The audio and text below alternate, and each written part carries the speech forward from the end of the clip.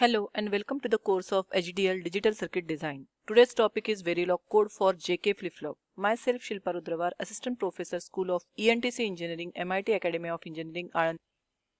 Here we are able to see JK Flipflop code. This is the JK Flipflop which is having input J and K along with the clock. Here it has been taken positive clock edge triggered and outputs are Q and Q bar. That is Q is the normal output and this is Q and is the complemented, that is the complement of Q. Over here truth table has been shown. So it is having clock as a input, J and K as a input, and there is a output, that is my output, that is the next state depends upon this particular input. So over here when the clock is positive and inputs are 0 0, output will be Q. So whatever value of Q previously is there, suppose Q is 0, so it will be 0. If Q is 1, it will be 1. So that way, depending upon whatever the previous value or present value is there, next state you will be getting same value of Q. When clock is positive edge trigger and 0 1 is applied to the JK terminal, output will be 0. For positive edge of trigger and JK inputs are 1 0, output will be 1, that is next state will be 1, Qn plus 1. And when both are 1 at the positive edge trigger, output will be toggled, that is Qn continuously. It will be toggling from 0 to 1, 1 to 0, likewise. So toggling output you will be getting. Now if you are knowing this particular JK flip-flop, you will be able to write code properly. Now in Verilog, as I told you earlier, there are 3 modeling style, and here we are going ahead with the behavioral, because whenever the clock is there, sequence of inputs are there or sequential things are there, we'll be choosing the behavioral modeling styles. So here we have started with the module. Name of module we have given JK, and inside that we have stated inputs and as well as output. So here there are 3 input, J, K and clock. Along with that I told you that we will be considering reset also. So that's why J, K, clock and reset. These are the 4 inputs, and output is taken as a Q and Qn. So here Q and Qn. In behavioral modeling style, definitely as I told you, you need to take the data type of output as a range. Range data type holds the data. It is having memory, and that's why whenever the things are going ahead in the process, this particular always block, it will be holding that data, and that's why output should be considered as a range data type in the behavioral modeling style. Once that has been done, you have completed this bracket, and you are starting now behavioral modeling style. For that you need to use keyword like a always. So always at inside this bracket you have written pos edge clock comma pos edge reset. So this bracket indicates the sensitivity list, means your output depends upon clock and reset along with J and K, that is over here. So pos edge means positive edge of clock and pos edge reset means positive edge of reset. So your circuit or design will be working or activated for pos edge, that is positive edge of clock as well as positive edge of reset. Begin. Now whenever you are writing this both the thing, clock as well as reset, in this sensitivity list, so this is the asynchronous type of reset. But if you have written only pos edge clock here and reset is not mentioned here but that is mentioned here, so that is what is the synchronous way of reset. Meaning of that, whenever the clock is positive and then reset is there, it will be working. But in this case it is a asynchronous reset, that without clock edge also it will be resetting the things. So pos edge clock and pos edge reset, whenever both are there, it is the asynchronous reset, and anyone, that is suppose the only pos edge clock is there and reset is mentioned inside this, then it is the synchronous reset. So keep that thing in mind. Begin, and this is the end of that particular always block. Now inside that you need to write a sequential statement, and here we are using if else statement for a sequential execution.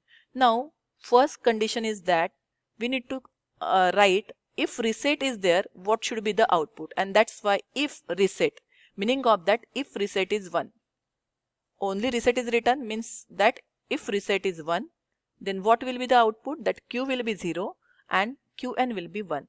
So begin and end, because as we have mentioned more than one statement inside this, so we need to start with the begin and end with end. Else if this reset is not there, means if reset is 0, so what things will be happening, that this particular truth table will be working. So if reset is 0 and clock is there, positive edge of clock is there every time. So when clock is 1 and reset is 0, at that time what will be happening? It will be checking J and K condition. Now here if J equal to 0, meaning of that J is 0, and if K is equal to 0, means we are comparing the value of K with 0, and if that is the thing available or that is the condition, then your output will be Q, and Qn will be complement of Q. That you are able to see over here.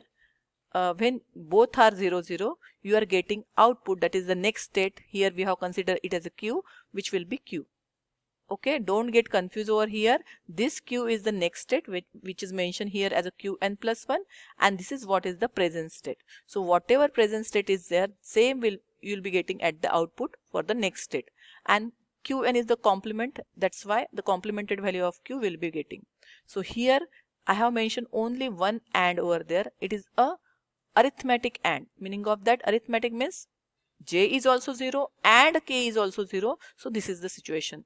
Else if J and K. Now meaning of this J and K is true or false.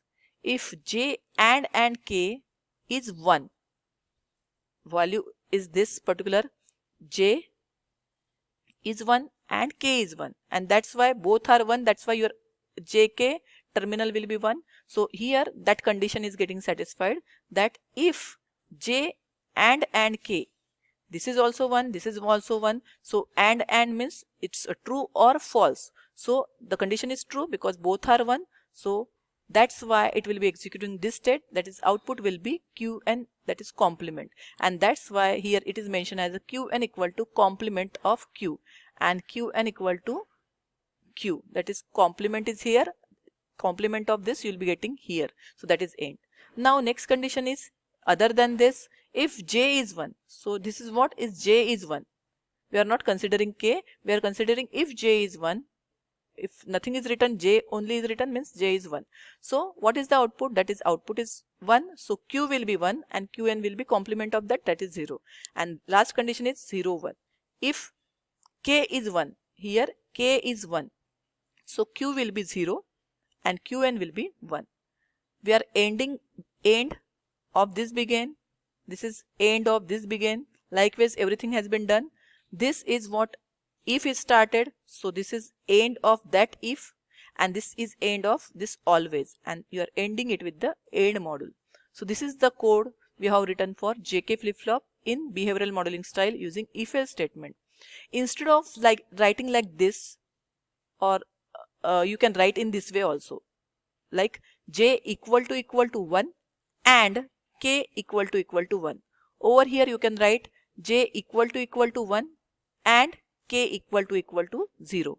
Over here you can write J equal to 0 and K equal to 1. So that way also that is possible to write a code. So there are n number of ways to write a code, just syntax should be known to you.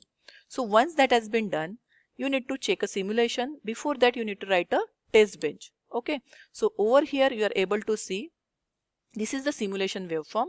Now how to check? For that this truth table should be known to you.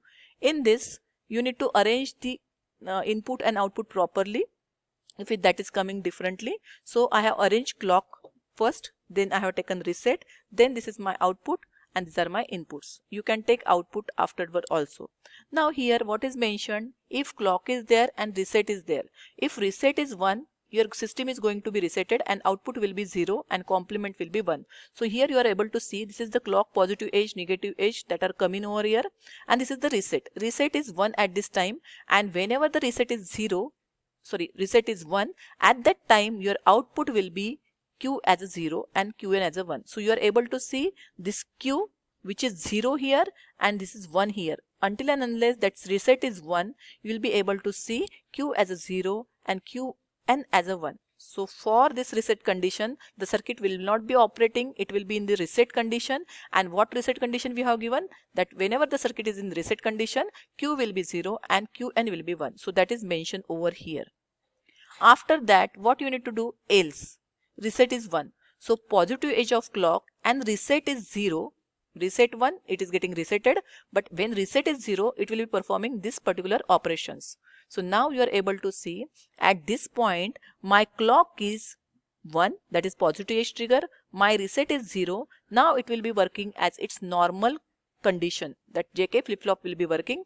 And here we have mentioned for 0, 0 output will be Q. So whatever value of Q we are getting previously, that is Q equal to 0 and Qn equal to 1, same will be you'll be getting for this situation, that when J equal to 0 and K equal to 0, will be getting same value of Q, that is Q equal to 0 and Q equal to 1, Qn equal to 1. So same we are getting here.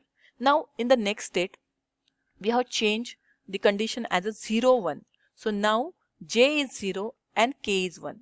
So here you are able to see this condition where J is 0 and K is 1. So output will be same, that is Q is 0 and Qn is 1, and that's why it is getting repeated till this point. If our previous condition is like that ki Q equal to 1 and Qn equal to 0, then it will be inverted over here. But now the same condition is there, that's why up till this point you are getting same output. Now next condition is what? J is 1 and K is 0. So this is J is 1 and K is 0, where Q will be 1 and Qn will be 0, and that's why you are able to see this transition at a positive edge trigger. Yes, it is there. Reset is 0. Yes, it is there. And then J is 1 and K is 1. So your Q will be 1 and Qn will be 0. So that's why in this particular period of time over there, the output will be 1 for Q and Qn will be 0. Now at this moment, your clock is 1, reset is 0, and your J and K both are 1. So you will be getting toggle condition, that is every time it will be toggling. At every clock edge, your output will be inverted, and that's why you are able to see here at this particular point clock is 1, reset is 0, and JK are 1, 1, and that's why previously it was 1. So you are getting 0 for a Q and complemented output for the Qn. Same way on the next clock pulse you are getting 1 and 0 here. So this will get repeated until and unless your JK inputs are 1, 1 and clock is getting changed. So your output is getting toggled. So in this way you will be checking the simulation result. So in next video we'll be going ahead with how to write a code for JK flip-flop using behavioral modeling style, using case statement, and how to write a test bench for it. So thank you everyone, and happy learning.